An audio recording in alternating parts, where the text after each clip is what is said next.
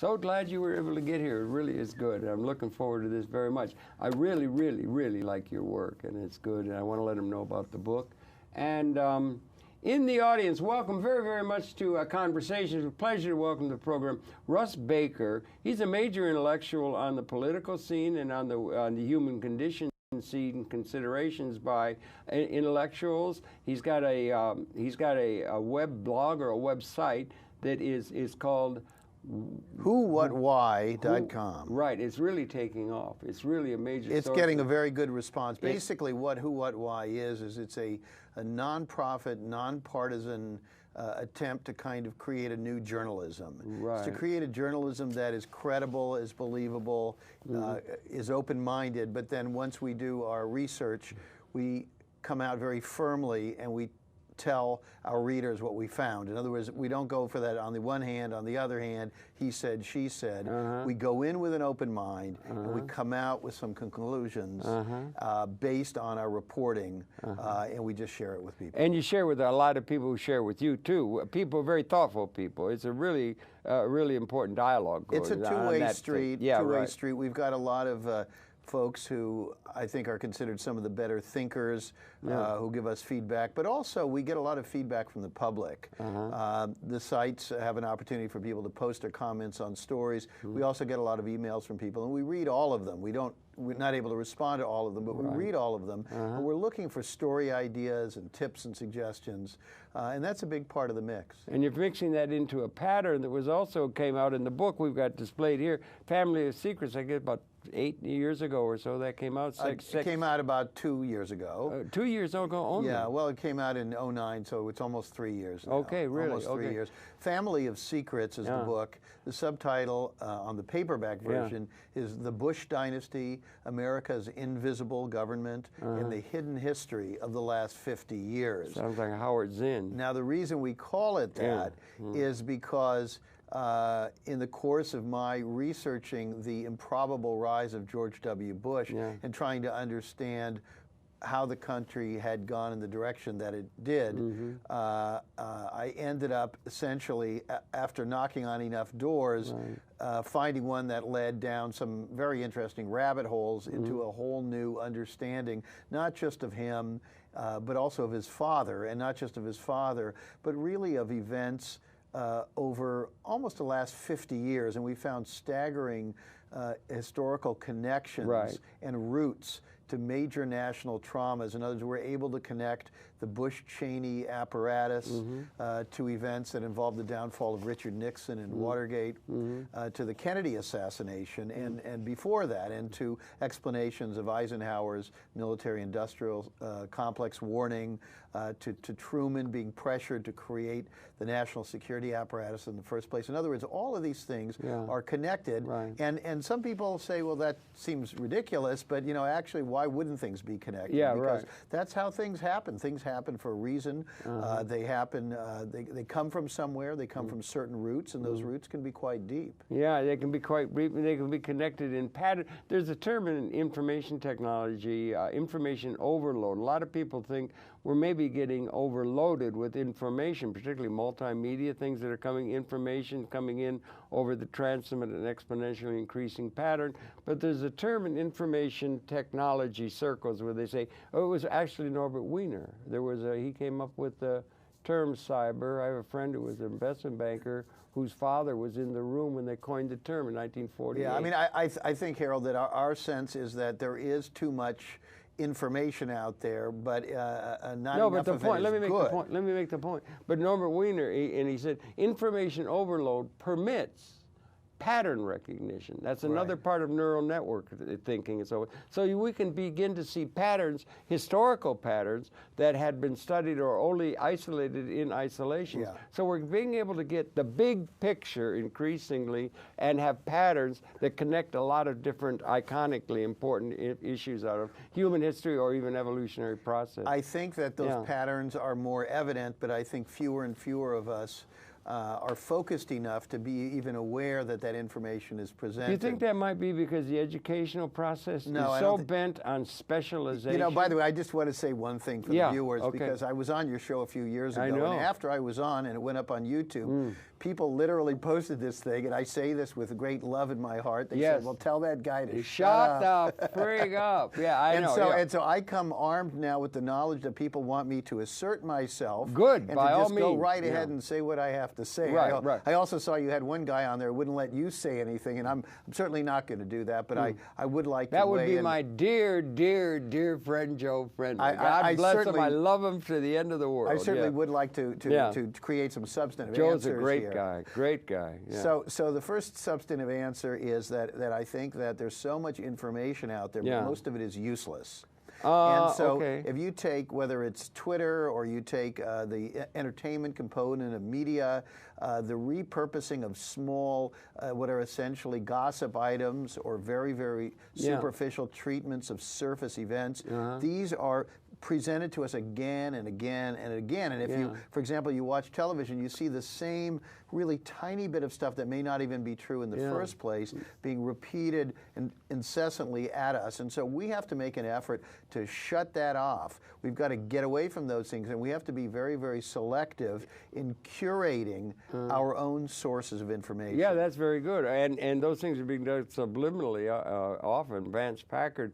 But the other thing Vance Packard wrote of that, how easily they can, or the Mad Men, and they can easily manipulate human consciousness and so forth. They can, with, you know, to their own purpose, politically or otherwise, or to market a product. That is one of the things about Who, What, Why, is that what we are doing is we are studying the propaganda process. We are studying the manipulation of images, of concepts, of storylines. And so if you go to the website, you will see that every day we look at things. I'll just give you an example. So we now have a new story up. I had seen that Bill O'Reilly of Fox News is coming out with a new book on the Kennedy assassination. And he got a tremendous amount of publicity about the mere fact that he has a book coming out.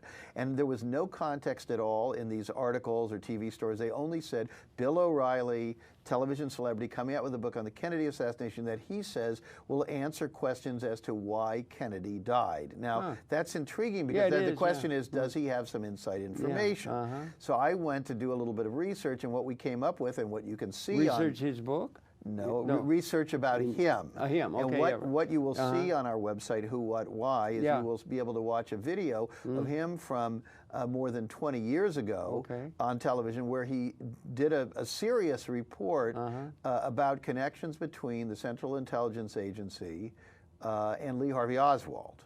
And that report, which was very, very important at the time, was totally ignored by the media when he released that one. Now, many years later, he's a celebrity with Fox News. He has a huge audience.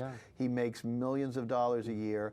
And our question is, now that he has this audience, once he actually, if he were to utter those words, if he was to talk about the CIA and Oswald and the things that he reported earlier, would the media pick it up? Because they didn't pick it up in 92 or 93. What's your bet? Will they pick it up? When I think they won't pick it up at all. They won't pick it up. My point, Harold, is this. They're only interested in Bill O'Reilly has a book about Kennedy because Bill O'Reilly's a celebrity and Kennedy is a name of interest. But they don't want to go any further than that. In other words, once they find out what's in there, if it's too upsetting to you know, the establishment of the media, which, by the way, never cover these things. They're still perpetuating the idea that the Warren Commission is the definitive answer on that issue, despite the fact that 80% of the American public don't buy that, that most of the experts don't buy that. They're still perpetuating that. So one of our interests at Who, What, Why, and one of my interests in Family of Secrets is to go back and dig into orthodoxies, to dig into narratives that we have been told are fact, and to see whether they really are. And the answer is, when you dig into these things, that most of these things are nothing like what we're being told. That's really interesting. They have fact-checking systems, editorially and otherwise, that we try to have. I wonder, algorithmically or somewhere, could there be some way in which the facts, ma'am, as Joe Friday used to say, could become available to us more rather than the propagandistic kind of you know, ideologically laden principles that are trying to be advanced by Well, our the political or our media presences. The fact-checking system, and I know because I've written for a lot of these major, right. I guess you would have. very respected You magazines. have, yes. The fact-checking process is not the kind of fact-checking I'm talking about. In other words, what they're doing is once the editors have decided that your philosophy or the line that your story pursues is acceptable, then once you turn in a story that is along the lines of what they're expecting and they approve it, they want to make sure that the citation of particular things like what is the capital of North Dakota is correct. But you see, the problem is, and you see this if you read, let's say, the New York Times and you read the letters to the editor, a lot of times people jump on somebody for a very small thing. Right. For example, in the hardcover of Family of Secrets, there were a couple of, out of literally tens of thousands or hundreds of thousands of facts, there were about 2 or 3 very small nominal things that were incorrect. And yet people wrote me and said, you got wrong what college this guy went to, and if that's the case, I don't trust anything that you say. So people are much more attuned to challenging small facts that they're familiar with than wondering whether the entire scenario they're being presented with even makes any sense. That's really interesting. It turns in with what I was thinking in terms of pattern recognition, and a lot of these things have to do with cybernetic developments and technological developments, seems to me, because they're, that's the thing. I think we lack people who are thinking, there's another term could be used, systems thinking, where you're including things in a comprehensive way rather than in a highly specialized way. And well, I do think, let me make the point, Russ, I do think that the educational process has gotten into a process where people have become, it's a system of certification for people's ability to gain income in terms of the economic order, is what the educational process is largely about, and it's become highly specialized. People become highly specialized and expert on one particular thing, going in depth to that question about whether the you know, and that. And there's very little systems, comprehensive thinking, except within narrow, politically ideological take on things. My take on that is that the political system, that the educational system is designed to create good employees. Yes, indeed. And it is not, and the de-emphasis of the liberal arts is a tragedy, because the liberal arts encourages a kind of thinking on multiple levels. And so we can see the sort of three-dimensional elements rather than just what we need in order to be able to get a good job and keep that job. I think we're losing it. I think we're losing it. And so to give you an example, with the story about O'Reilly, we're doing the liberal arts take, which is, why is the media all excited that he's writing a book, but they're not excited about what's really in the book, and they're not excited about what this man tried to say years ago and was ignored. And so, that's investigative. And so here's another example, Harold. We took a look at what was going on in Libya when they said they were going in there to bomb for humanitarian purposes. And one of the first questions was, well, how do you bomb for humanitarian purposes? And we wondered whether more people weren't dying as a result of our intervention than of the supposed atrocities that were being ascribed to Gaddafi. And so we went and we looked into a number of aspects of what was happening there, and after months and months and months of reporting, came to the realization. On your part, you were really looking in depth. Yes. Okay, well, good, by the way, Bill Moyers praised our work on Libya and said he thought it was the best. What's the work? Is it on the site? It's on whowhatwhy.com. If you just go to the right-hand I'll column, want to go to that. I haven't got it. The column says original investigations, and one of the top stories there will say something about Libya. In each piece, we have links to some of our put that much attention on that. Prior pieces. Yes. Well, we report on all kinds of things. We have pieces about the environment. We've got pieces of Twitter. Twitter recently very quietly announced that they would be censoring some of their tweets in certain countries, and we wanted to know more about that. And you got to think about fracking now and everything. We dug into the issue on the development of Twitter. How did that happen? It was connected to the investment of $300 million by a Saudi prince in the company, and what are the implications for freedom of speech and Arab Spring throughout the region and throughout the world? Yeah, very good. The Gaddafi thing, I'm particularly interested in. I was there about 8 or 9 times, did a program with him. Liked him very much. I was very disappointed with the foreign policy overthrow. That looked awfully like imperialism to me. How much did you go into depth into the meaning of that stance that we took against him? Well, I think that our focus and how much can we go into depth? Another big fat tome, Mr. Goodman, you know, idea. You could go in endlessly on any subject, you know. We're not claiming to be experts on that. What we do is we take sort of soil samples on particular things. So, for example, when there began to be a machinery heading toward war there, we could see that coming. And we'd seen that pattern before. And so as each new sort of casus belli appeared, we began to see it for what it was. So, for example, the first story was when that woman came forward to say that she'd been raped by Gaddafi's security services. And the first thing that struck me was that it's very, very rare for women anywhere to seek to be shown on television saying they had been raped, number one. Number two, it's even rarer in the Arab world. It's virtually unheard of that women go public to say that they have been raped because it really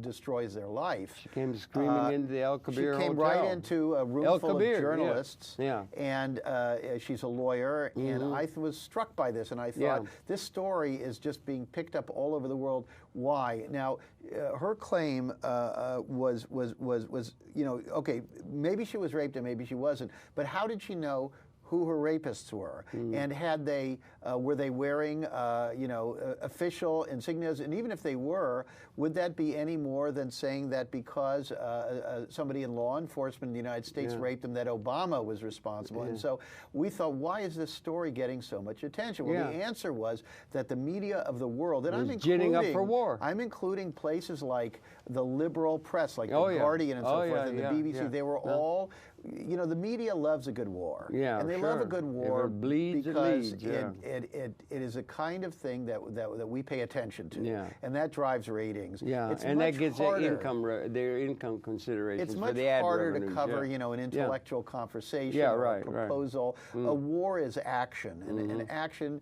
is good for particularly the media. in the age of television, which wants pictures. But the same thing with print media. That works for them, and so they were all ready for this thing to happen. And so that was the first thing, and then we saw them saying that Gaddafi had ordered his troops to commit mass rape. That allegation, they said, oh, this is being said, and so our question was, well, who's saying it? Well, it turned out they said Libyan human rights groups, and I said, well, what kind of Libyan human rights group even existed in an authoritarian country? And it turned out they weren't. They were groups of people who were Libyan exiles who were, say, a guy who was an investment banker in London who'd been trying to do business with Gaddafi. He repositioned himself as a human rights expert. If you have yourself in a certain sense investigative, that's really good. That's worthwhile. Amy's investigative. Amy Goodman, others are investigative. I want to stop you. I want to stop you with that because I disagree completely. Okay. Interviewing people is good, but that's not investigative reporting. Investigative reporting means that you have to go out to archives looking for documents. You have to seek out sources who are afraid to talk, not those who are seeking to talk. And you have to persuade them against their own instincts and perhaps overcoming their fears and other reservations to tell you secret information that they have. Investigative reporting is a term that is bandied about very, very loosely. And I am on a bit of a campaign to stamp out that sort of flabby practice. It's all well and good for television shows to air viewpoints that you don't usually hear. But that has nothing to do with investigative journalism. You've got to have somebody who is reluctant to do. You have to get at something. You have to dig. You have In fact, get I'll at tell you something else. Why is that so important? Why not somebody who is very anxious to tell their story? Why do they have to be reluctant? There's nothing wrong with people saying what they have to say, but the truth of the matter is that if you want to know that you're getting accurate information, you have to go out and check it out yourself. And when people offer themselves up because they have something to say, then it's interesting to listen to them, but you still have to vet the credibility of their claims. Beware the PR wars of the PR agencies and everything. And so when somebody comes on a show and sounds authoritative, it's the same thing with me. You know, I say to people watching this program, check it out. Pick up a copy of Family of Secrets. There are more than 60 pages of footnotes. Go back to the primary materials and see whether you find it persuasive. And you make your choice about each person, not the show, but the people themselves. In other words, the show that has different guests appearing every week, you could say that the show has interesting guests. You can't say that the cumulative group of guests are all telling the truth or even know what they're talking about. The truth's a many splendored thing in a certain sense because there's a lot of it and so forth. And how, if you're doing investigative and you're doing somebody who's been, one would think there's one, I forget exactly the quote, you know, bring justice to the afflicted and afflict the comfortable, something like that is an ethic of journalism, overlooked by the demands of the marketplace view of journalism and so forth. But if you do that, how many, if you're trying to look for people who are being ill-served or have been ill-served or there was injustice involved or inaccuracy that was unjust and so forth, where in the world and how in the world do we go about trying to find what specifically we're going to look at when there's universal injustice everywhere and there are stories everywhere? How do we select one to put a day, 2, 3 weeks, a week on, rather than looking at the many, many stories that would present themselves rather like a director trying to find a good script to do a movie? I would argue that you look for patterns. Okay, good. I like that term. This is how you get yeah. clarity in your world, is you look for patterns and you look for, I mean, I think we do that in our personal lives if we're successful human beings. Okay. People who are not, who only have, let's say, limited success are very often people who don't study and don't change and don't adapt. And so what they do is they've got something going in their head and they're stuck on that. But the reality is that if you... A particular issue, maybe? What I'm saying, no, not a particular issue. I'm talking about a way of behaving. Okay, okay, I'm talking about a lack of emotional intelligence. What I'm saying is that if we are open-minded and we look at things and critical we ask... thinking? Critical thinking. We ask deep questions about why things turned out the way they did. If we are not in a hurry to rush on, but we go back and we look at the Bush family, we look at the war in Iraq, and we say, exactly how did those things happen? And one of my points in Family of Secrets is that the media and even academia have just kind of moved on. If you ask people, please explain why we got into Iraq. They can't tell you. Everybody will tell you a different... April Glasby. Everybody will tell you a different, give you a different scenario. And that means because there's no consensus, it means as a society, we learn nothing. And so with Who, What, Why, with Family of Secrets, what we're about is we're about learning things from every experience that we have. It's an educational experience. Yeah, and so when we look at something like the Libya thing, we went in, I mean, my initial reaction was great. Another Arab Spring, another uprising. I hope they have them everywhere. Maybe we could have one in this country. Well, I would look for that. I like the Occupy thing. But I'm glad I lived long enough to see this fledgling thing where they're going to be questioning horizontally the whole bloody Harold, system. just to finish that point, and that is that when you look at that, so my first reaction was Libya, great. You know, I don't really care about Gaddafi, but the more we looked at what we saw, and we saw the disinformation, and we said there's some urgency that the United States and its allies have to go in there and have a war. And the motivation for that is not the same as we're being told. And that the argument about humanitarianism is for our consumption. It's not the internal rationale. That's part of what they have to figure, don't they? How to manipulate the masses. But Harold, that's every big Goebbels institution. did the same, didn't Listen, he? a university, a company, a family, you are always told, we close ranks, and when we go outside, here is what we say. And that's not what actually happened. It's what we've agreed to say. Now, the truth of the matter is that the mandate of the United States government, and I understand this, is basically to secure certain things that are perceived as benefiting the United States. Although, again, I have a problem with that because many of those things do not benefit us in the long run. That is true. They true. benefit certain interests that tend to fund the election of these people. That's right. But they do not necessarily benefit the common good. In any case, they still convince themselves that it does. For example, we need a constant supply of fossil fuels.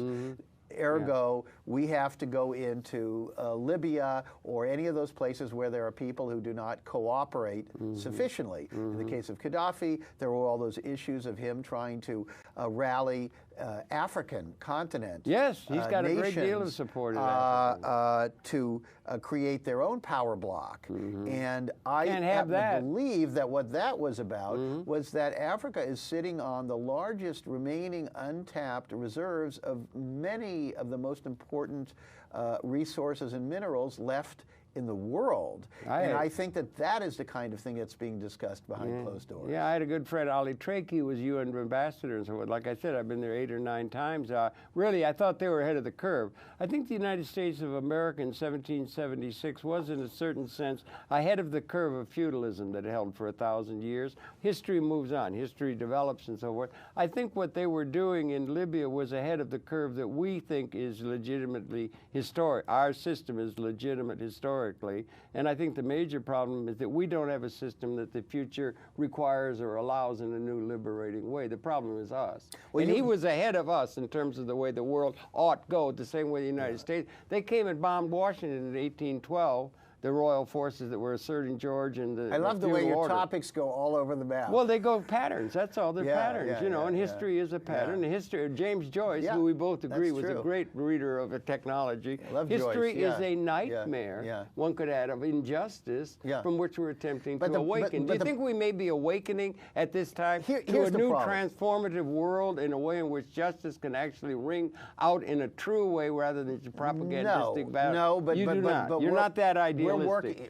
I am idealistic. You are. We're working on it. You're idealistic. And very specifically, the work that I'm here to talk about is designed to help people get past the idea that humanity is horrible and history repeats itself. Get past that, because that becomes stultifying, that becomes paralyzing, that prevents us from moving forward. What we are about is we are about identifying the precise mechanisms through which these kinds of problems are perpetuated, identify them, and then seek alternatives. And so very specifically, for example— Alternatives to the world order? No, for example, if what we see in Syria is what we think it is not, again, not a humanitarian intervention, but again an opportunity to remove another uncooperative regime. If we see that there, and we see that in Libya, and we see that in other places, then if we can get a discussion where we talk openly about that, and then we can say, well, why are they really doing that? And we can agree that the reason they're really doing that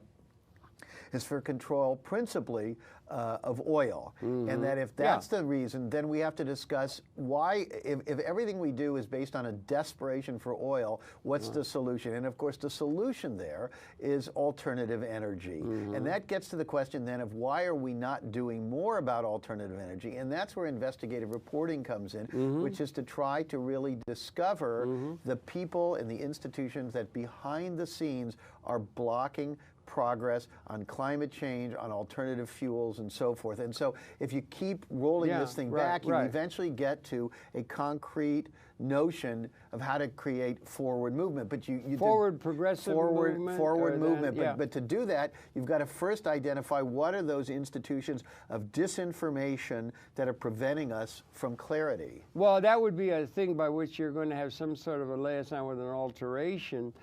We have all of our institutions are in a very real sense now. I'm sorry, I'd like to go to large patterns, and I would. And I'd say we've been here 200,000 years as a species. Isaac Asimov, we did. He was a comprehensivist. Bucky Fuller was a comprehensivist. James Joyce was a comprehensivist. Our political and economic and business and legal class is not comprehensive intellectuals. They are people who are functioning within a pragmatic world order that they accept has certain historical legitimacy. But that, he said on a program, Isaac Asimov said, we've been here 10,000 generations, and this is the defining generation in a species sense. Not in a political sense, about how we're going to have a different change in rate of this kind of thing like the news reports, but a huge transformation existentially relevant in terms of the evolution of events in the universe. I'll tell you what the problem with that is. Do you think that could be the case, or is that idealistic nonsense? The problem... Or is that a comprehensive nonsense? Harold, now I got to do the Joe Friendly thing. Okay, do the Joe Friendly. I'm going to do the Joe Friendly thing. Joe says... Keep out the dirty words. Keep out the dirty swear words. Okay? Joe says just cut Harold off and say what you to be modulated a little, Mr. Channer. Yeah, yeah. Go I ahead. hope someday to come on your show. By the way. Yeah. Because it's great to have you on my show. Yeah, right. But in any case, what I wanted to say, it's okay. Charlie Rose does the same thing. But what I wanted Charlie Rose is good with the establishment. What I wanted to say is that I love all these historical figures you're quoting, but see, those are people who are taught in the academic institutions because in a way they don't threaten, because they are not around and they cannot name names. What we're about with Who, What, Why is we're about explaining right now how you're being brainwashed and who's doing it. And that is a very, very different level of thing. Well, that's thinking conspiratorial. When you take something like the situation with Libya and you go back and you say, by the way, all those stories you heard that upset you about Gaddafi and the claims that they made, they were never borne out, not a one of them. And to go through and then to interview the people who made the claims and ask them, whatever happened to the woman who claimed that she was raped? What was the upshot on that? Whatever happened to those so-called human rights groups that claimed that Gaddafi was giving his troops Viagra, which, by the way, went all over the world? These stories are untrue. Well, I want to stay with this go ahead, stay with it. Go on. This is a crucial point. Advanced Packard, you remember the hidden persuader. No, see, I think I'm starting to wonder about you because you keep moving off of the focus here. The focus that I'm trying to do very, very clearly is to say it's about you have to identify perpetrators, and that has nothing to do with some term like conspiracy theory. The reality is that we like to think like we're detectives. And when you're a detective, whether you're a prosecutor or a judge or you're on a jury, you're trying to figure out what happened. We want to know what happened and who did what and how we ended up in every case where we are. And everything else we see as distractions. And so it's very simple. Like Sherlock Holmes. They create the premise that in Libya, we're going in to help. They create that premise. And what we do is we vet their premise. Is that valid or not? Well, that is the premise I was putting forth. I said that the United States of America, I think the world order that you're talking about, Gaddafi was part of it and so forth, and the United States is more or less written in different terms. Soviet Union imploded, that sort of thing, in terms of left and that. But it's our pattern that we've come up with after 1776. It's our order, world, all the institutions that are established and the ones that are thinking historically legitimate. The claim is those patterns, that regime that is being taken with people who are in alignment with us and so forth, is not adequate to what the future requires. That's what it's saying. Yeah, but you see, I don't think it's that'll not ever a blame change. thing. It's an understanding thing. If you frame things that way, nothing can change. No, that's not true. Don't say that. If it is, then we're doomed. Well, because we will just muddle through down each rabbit hole, going in great depth, and we will never get to an overall pattern of what it is that's going on and how are we going to address it. But that's the challenge of the intellectual community,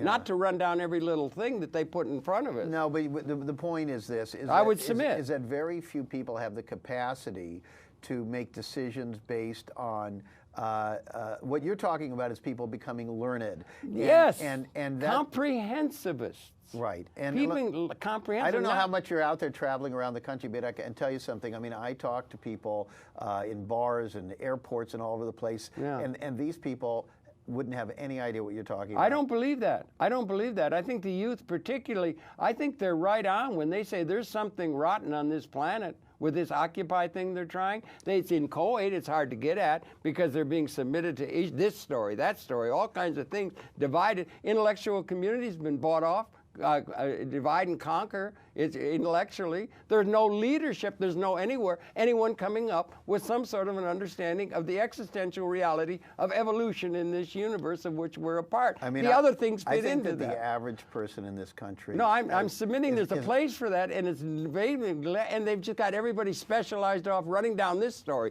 that story, this story, that story.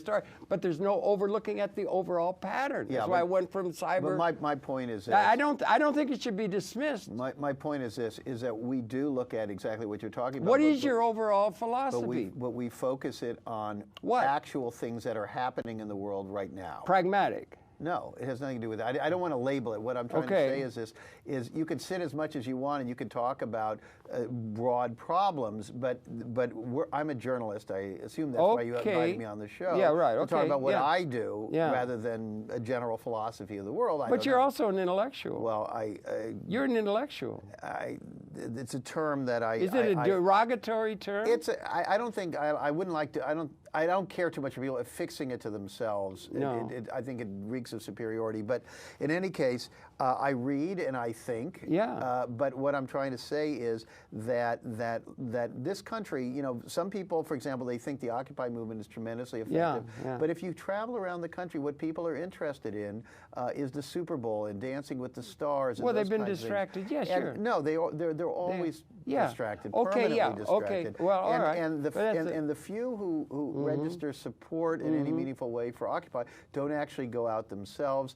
They have a general sense, as most people do, that the system is corrupt, that there's a lot of cheating going on. And in that sense, if people say, do you support them? Those who say they do, in other words, they support the notion that that the overall state of affairs is okay. Is not okay. Oh, you think so? And is worth protesting. You think that's generally held, right? I think that people who are out protesting, whether it's Occupy or it's the Tea Party or whatever it is, those are all people who in some way think that the system is rotten. That's the people, but people by and large, there's a quote somewhere where it's very hard for people to think about anything if their salary involves that they don't understand it. Well, that's There's very a true. great link to the economic thing and the fact that we do not live in a just order or one that allows us to realize our potential.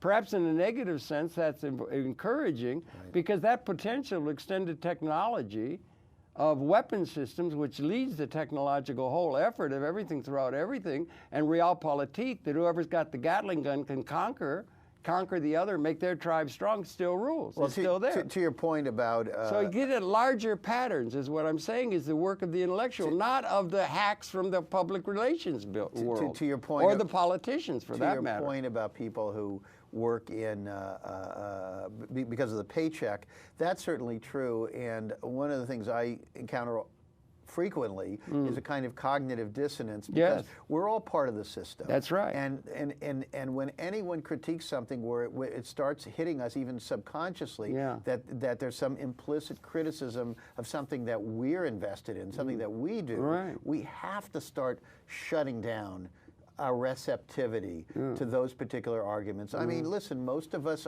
we work for large corporations. We know that the whole corporate structure is part of the problem. And we have investments in Wall Street and our mutual funds and what have you, and we know that's part saying. of the problem. That's what I'm saying, it's all part of the problem. If you work at an ad agency, you're part of the problem, except for a very few ad agencies. All of our institutions are authoritarian. You know, the senior vice president says snap, everybody snaps to attention, everybody moves, everybody's going robot. We all know it's creative a problem, thinking but we all work in and it. free floating. But now with the internet and with thinking, autodidactic pattern recognizing by a generation coming along can begin to get past the fog of all the assumed. It's all about money. That's all. That's all it's about. Yeah. Well, that's the control mechanism by and large. We can hope that the current ability, and by the way, that current ability, our ability to communicate directly to each other without gatekeepers on the internet, with Twitter and all these things, all of those things are threatened, you see, because,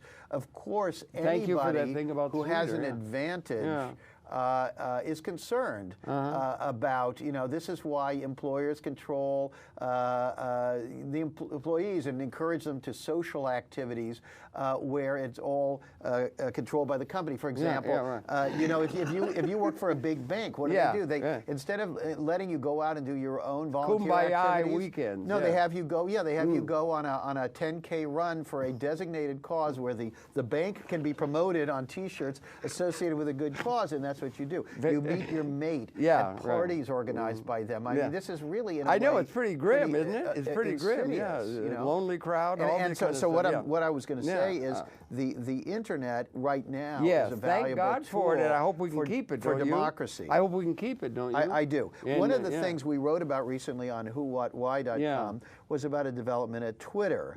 Now, Twitter very quietly recently announced that they would be Well, the way they put it was they would be complying with the laws in all the countries where they operate, which sounds, of course you would. But what they actually meant was, we will be censoring tweets that are unpopular with the authorities in different countries. Now, of course, that's a that sounds nice, doesn't it? Slippery slope. And so we report on that, and then we ask, could this possibly have anything to do with the fact that a Saudi prince bought $300 million worth of insider shares in Twitter a month before that, which seems like a reasonable question to ask. It seems reasonable to me too. And yet we're practically the only people out there pursuing that story. Did you follow the stuff after September 20, 2008, when Mr. Paulson came in with the 3 pages to the Congress that had to be signed by the end of the week and signed by the president? The whole world was going to fall apart. Have you been following all that subprime thing and everything like that? Sure. And isn't there some music? Has anybody been brought into the dock on that was caused that problem? No. Has there been any? Are the default swaps still being used by the banks? Are the banks not getting richer and richer? Are the people still not in place? People still being thrown out of their homes? Are you still following that? I don't know if you saw, we had a piece up yesterday. Okay, I did see it, as a matter of fact. I was happy to see that. About the betting on the subprime mortgages. Yeah, with the derivatives, they can short sell. There's this fellow who made a fortune betting that they would go down, and of course, betting that things go down helps cause things to go down. Yeah, that's right. And he's back now betting that they'll go up. Okay. And so there were 2 aspects we focused on. One was that that's an important story. Yeah. And second of all, we were struck by the fact that the New York Times went pretty hard on this guy, but they ran it in a column called Deal Book. Now, Deal Book. Is that on the business page? See, you probably don't even read it, because I don't read the people who read Deal Book are investors. Yeah, right. Now, the problem with that is investors are saying, oh, look, this guy made money in both directions. Hey, honey, here's a new way to make money. A new algorithm. So they're reporting on a crime, and you shouldn't be reporting on a crime in the business section. You should be reporting on the business section and recommending it as a buy. For business. And recommending that business practice criminal as a buy. And so when the New York Times isolates that important story in Deal Book, instead of putting it on the equivalent of the front page, where everybody, people who don't have stock and people are sleeping outside for Occupy, they can see it. That's going to cause action. But when you put it there, the wrong people read it. And interpret it in the wrong way. And there's still, I mean, it's like they're still just, they're above the law. The establishments of the order, like in Rome, it was an emperor. They were above the law. Well, they're not above the law. They are the law. Well, they are the law. If you are the law, you're above it. If you're above the realpolitik, if you've got the Gatling gun, that's the law. If you've got the ability to enforce and intimidate, and that's the way the world works. It's still working on that principle. There's no other principles emerging anywhere. The same people who put that in place are still in place. The system's still in place. People have nothing but a whimpering sort of, well, we'll have to go along with it or we'll starve kind of mentality and so on. It's not exactly a liberating order that we're looking at. But there's a lot of things that could be critiqued. You've got to shine a bright light on this stuff, because the reality is, and this is what we're about with Who, What, Why, is that when you shine a bright light, and the bright light is there, it's like if you live in a building and there were problems outside all the time, you shine a bright light, and suddenly there are no more problems. We are about shining a bright light on these processes, and so we want to know what you said. What happened? Paulson, who appointed him? Was there a meeting? When he went in and he said these things, why did people got down react on the his way knees they did? in front of But what exactly happened? In other words, we want to know how things happened and why. Why? And why does it continue? Not from our own hunch. We want to know from original reporting. Well, that's what I was trying to get at in terms of trying to get at an order. What is it that we're reifying institutions that are outdated by the existential reality of the extended consciousness in which we are. And Mr. Asimov, back to him, I don't think we should dismiss our thinkers as though there's some sort of woody thinking people who rumble around in their beard. The real thinkers, he said, this is the define. Give it a thought. Is it? What makes this distinctive in terms of the existential evolution of things? Weapons finally became, according to the modeling, I wonder if you looked at it, the weapon systems, which is the leading edge of the power structure, have become species lethal. They are species lethal as about 1970. We can stop the evolution of consciousness with what exists now. That's the story. I don't see it ever being covered. On the other side, you've got systems thinking that says that with the technological good design and evolution of the percentage of the world population that could be seen to be halves in terms of a relationship of good design, doing more with less, good design, that sort of thing, we could take care of everybody and within an ecological order that is available to us, also crossing a 50% mark, there's modeling, along about the same time. We were transcending material scarcity at an ontologic level. Transcending scarcity, material scarcity.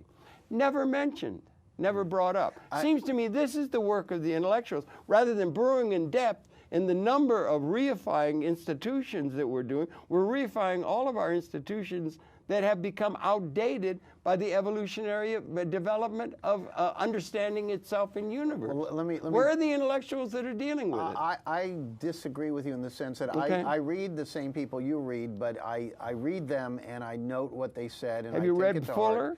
Yes, I have. Yeah. Who are some of the people in the canon that we could repair to that give some light? Okay. You see, I have Stone. Well, yeah, but I've read all of those people. Noam Chomsky. Yeah, I've read him. Howard Zinn. I mean, the problem is this. The problem is this, and I know you enjoy doing that. It's not my thing. It's just not my thing. I'm an investigative journalist. Okay, good. I read those things and I keep those thoughts to myself. That's just me. That's just me.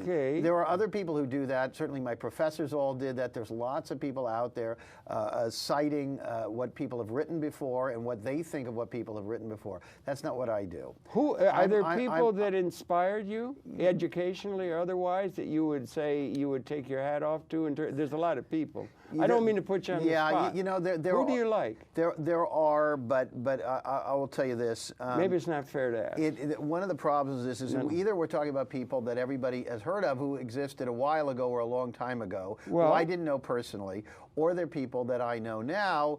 You don't want to get in trouble. Well, no, it has nothing to do with that. It has to do with the fact that there are a lot of people who are very popular because they're known.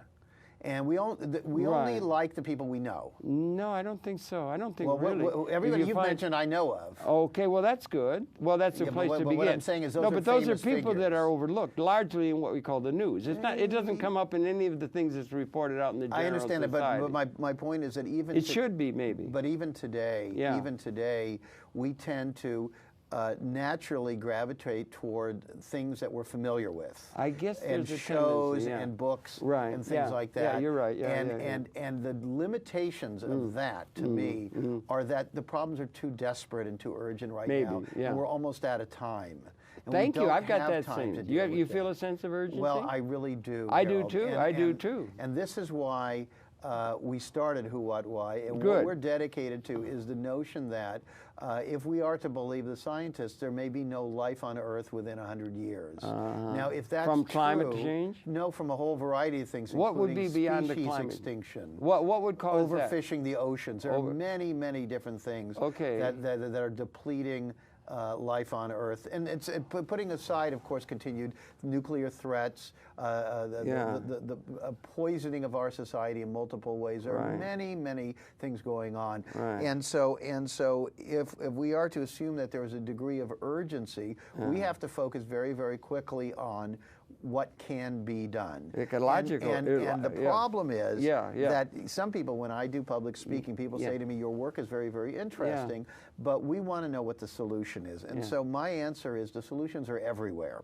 There are people right now here in this city and all over the country and the world who are coming up with solutions to everything. They are, But the problem is not that we won't fit into the economic model. No, you can't monetize. No, it's not that. And it's not that hearing about it is enough. It's that there are certain mechanisms that prevent positive action from leading to implementation of those things. And are those forces of reifying outdated principles, ideas, and institutions, or not? They're very specific like things. We got to depend on oil. Well, for example, it was one. People only have so much time. Okay, and so, that's for true. example, they choose whether they're going to watch your show or something else. People only have so much time. Yeah. And so if people's time is filled with the wrong things, I call it dilatory. It's a kind of a running the clock out. That's a lot of what we see as the news. And I think that that if we don't focus and use our time efficiently, the time runs out. Yeah. And so a lot of things that even people think are giving them useful information are not directly addressing this in terms of implementation. Okay. And so I would apply the same rule, which is in your own house. If somebody tells you there's a fire in another part of the house, you know, you're not going to treat it as a kind of an abstraction and debate about who started the fire. You're going to figure out what to do. And you're going to figure out fast. And if you're sitting there and you're saying, we better do something about the fire, and somebody else in the room is trying to distract you to talk about something else, what you do is you try to deal with, they're dominating the thing and they're distracting you with something else, and there's a fire. Yeah, okay, that's very good. Now, what are some of the things, we've got about 10 minutes left, what are some of the major issues? I heard you say it's ecology in a large sense, and that, and so forth. And what are the major things that we can do to address that? What do you have an economic philosophy or idea of how we're going to form capital, utilize technology, how we're going to distribute demand to the people of the world in a way that could be ecologically appropriate and also inclusive and liberating increasingly the world population? That's not my role as a journalist. It's not your role. You don't find clues to that in anyone that we could repair to that makes sense politically or otherwise. Here's the problem. That's what I'm getting at. The lines between journalism and opinion have become so blurred that I have to repeatedly explain to people why it is that I'm not going to advocate for particular solutions or policies because it damages my credibility fair enough. as a detective. Good. As a detective, that's interesting. I'm not forensic. Saying, I'm not saying you have on your term. You have the term forensic on the website. We have a good friend who does forensic investigation of the bonds and so forth. And forensic looking at things is something, and also algorithmically, these things are coming available to us that we haven't had in the past. There's a quickening going on, or something. Do you have a sense in terms of the ability of having information, pattern recognizing, understanding, intellectual understanding of what's going on? I want to go back to your previous question that was in there somewhere about the about dealing with these things and why I'm reticent to express opinions, policy statements, because of this. What I'm interested in is there are enough people out there saying, here's what we should do about climate change, here's what we should do. But what I'm more concerned about is that there is a big division in the society whether climate change is even real. Well, that's it.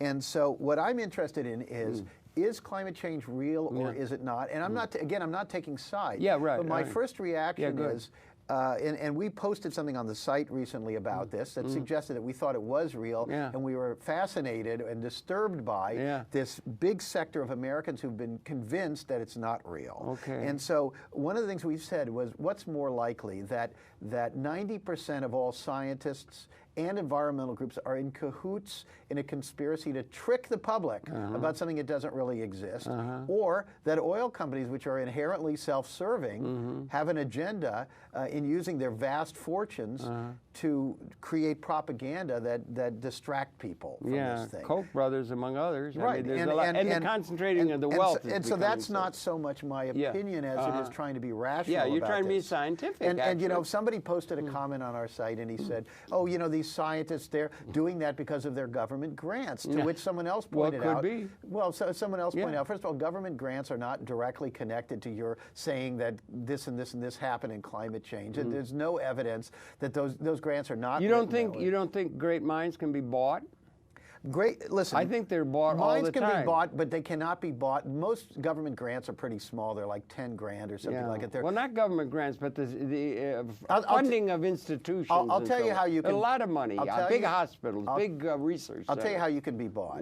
If you are a scientist and you are given a position at a think tank, and we were making $60,000 a year before, and suddenly you're making $300,000 or $400,000 a year, and your salary is paid by the Koch brothers, yes, you could be bought. Whether when you're teaching at an institution and there are grants coming through from general governmental entities that you don't even know exactly what it is they want you to do, it's not clear how you're going to be bought. I mean, I trained journalists abroad in the former Yugoslavia. Did you? With some funding from the State Department. You spent some time there? Yeah, I lived there for a couple of years. Yeah, did you really? But my point, Harold, a lot of nonsense went on there. Is that I took money from the U.S. government, and then I did whatever I wanted, and nobody told me not to. Okay, if that's not the way that do funding you think it'd be is good if structured. everybody had a source of income that wasn't tied to their doing anything particular in order to get it?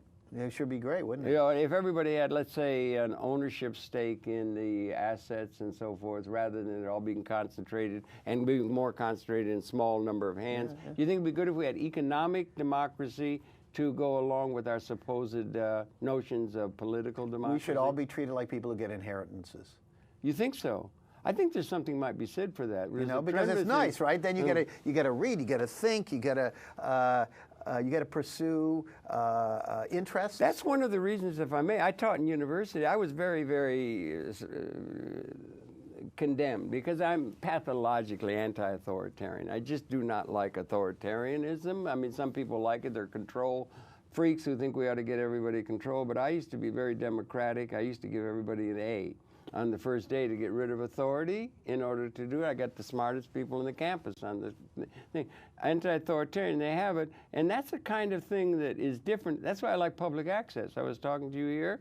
We got a thing set up here where people can come here and produce. They don't have to be making a nut. They don't have to be answering to somebody or even to the siren songs of entrepreneurial stardom or any of those kind of things. They can just be coming because that's what they're interested in. I think we need a world where people can be expressing themselves in a disinterested, in terms of a political or a political agenda kind of way myself. That's why I like public access as a way in which it can be done. And I love the internet because it makes possible autodidacts who are running like a fox after something because they're really interested in it, not because they're fulfilling some sort of robot function within a corporate organized world society, I think. You know, what do you think about communications? Yeah, I mean, our enterprise is essentially collaborative, and we are looking for all kinds of people to come in because we're trying to build who, what, why. Yeah, who, what, why. It's great, everybody. We're trying to build a whole new way of journalism. Right, good for you. So, are there a lot involved? I mean, there are more and more people involved. Do you have any numbers or anything you can... Not a specific number, but the point is that we're adding a lot of people who are not even journalists who bring in other things. So people come in and they say, we can help make this thing work because we've got technical skills, engineering, photography, accounting, You're moving into video? lawyering. You're moving into video? We have video on the site. You're doing video good? And we're going to do more. You're going to be doing more audio. video? You think it's important, video? We're on Twitter. People can follow us. Yeah. Who, what, why. Yeah. That's our Twitter handle. Okay. Who, what, why. And there's a camaraderie between the people that are in this space. It's a sort of special space that's there. Well, Amy's doing well. I think she's doing well. Dan Schechter's doing well. We're in a special. We're in our own space. Our own space is we're nonpartisan. Yeah. And we're emphatically nonpartisan. No, but I'm talking. You're talking about other journalists who are in the space that I would suggest you and I maybe were different. No, but we're in a similar space. We don't compare ourselves in any way, shape, or form. In fact, we wouldn't have created Who, What, Why if we felt that we were similar to others. The others have their own value. They can speak for themselves. We are something new. We were started specifically as a response to the fact that most people are divided ideologically, and we think this is a problem, not a solution. Well, I think there are more people that are of that mission statement mentality and so forth than we might think, and I'm glad they are because I think it's people like you that are the hope of the world. And I thank you for all the very, very good work, and one and all are recommended to get in touch with it, whowhatwhy.com. Right. You want to get in touch with that. He's a very, very interesting group of people. I think there are more people of that general stripe, and I'm very encouraged by the horizontal of the Occupy movement that they're trying to get to include more and more. And I would hope that we can be realistically optimistic for the human prospect at this crucial moment in the evolution of universal consciousness, and you're helping in that regard. And I thank you for all that good work. Thank you. Thank you for viewing. We'll be coming back again tomorrow. You want to get in touch with his site and with the book. And thank you for viewing. We'll be coming back again tomorrow. Russ, thanks a heck of a lot for all the work and for coming in. It's a great pleasure talking to you. We've only just begun to talk. We have to do more of this if we can. Okay. You're getting into video. Yep. Are you doing that? What is it? Are you? These are all in process. Yeah. All Okay. in process. Yeah. And are you getting that yourself? Are you enjoying that, working with video? Well, I don't have time to do that, but You don't have as more time. people come on board who have video skills and things like that. They're coming along. The youth are really into video and that. They're really good. Well, you need a 7-year-old. I met a recruiting 7-year-old that could play the computer like Haramus plays the piano. So there's encouragement in the what they're picking up and so forth. But anyway, we covered a lot, and there's a lot to be covered. Okay. Are we still rolling? I'm not sure if we are. I think let's give it a couple seconds just in case. We can always erase it at the end. But there, they're running your graphics now. Okay. Yeah. So then we're going to do another program with a young man who's part of that now today. Okay. He's doing it, and I'm really encouraged by that. You go down to those. Do you go to those meetings much at all? What, the General Assembly? Yeah, General Assembly thing. I just don't have the time. I know. I've been to a few of them, but that's it. Yeah. Just to observe. But it's encouraging, is it not? Yeah, of course. It's great to see people out doing anything. Yeah. Anything. Anything. God, just do something. I agree with you. That's a great slogan. Do something. Do something for